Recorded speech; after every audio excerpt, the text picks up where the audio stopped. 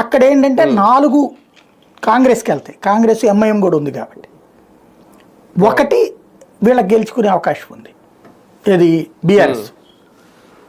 అక్కడ కనుక ఎంఐఎంకి 1 ఇచ్చే అవకాశం ఉంటుంది వాళ్ళు. ఎందుకంటే వాళ్ళకి ఉన్నాయి కదా, 7 సీట్లే ఉంది ఎంఐఎం. కానీ ఇస్తారా లేదా అనేది ఆయన నిర్ణయించుకోవాలి. ఇప్పటికే అక్కడ ప్రెషర్ ఉంది వాళ్ళకు కూడా, ఇది కాంగ్రెస్ కూడా. మొత్తం కాంగ్రెస్ తీసుకుంటుంది. అక్కడ 1 ఇచ్చుకోవాలి ఎవరికి, బీఆర్ఎస్కి. అయితే బీఆర్ఎస్ ఎంఐఎం జట్టు కడితే గనక, బీఆర్ఎస్ ఎంఐఎం బీజేపీ కనుక జట్టు కడితే పోతాయి, రెండు వస్తాయి. బీజేపీ బీఆర్ఎస్ కనుక జట్టు కడితే 39-88 2 సీట్లు అవుతాయి. అప్పుడు 2 సీట్ల దాకా ఉంటే ఇంకో సీటు పోటీ పెట్టచ్చు, అక్కడ ఏడిపించచ్చు కొంచెం. బట్ బీజేపీ నుండి బీఆర్ఎస్ కలిసి అట్లాగేది ప్రయత్నం చెయ్యవు, చేస్తే దెబ్బతింటాయి కాబట్టి. అంటే వాళ్ళిద్దరు కుమ్మక్కయ్యారంటారు కాబట్టి చెయ్యరు. ఇక్కడ ఆంధ్రాలో అట్లాంటి ఆప్షనే లేదు ఆల్రెడీ.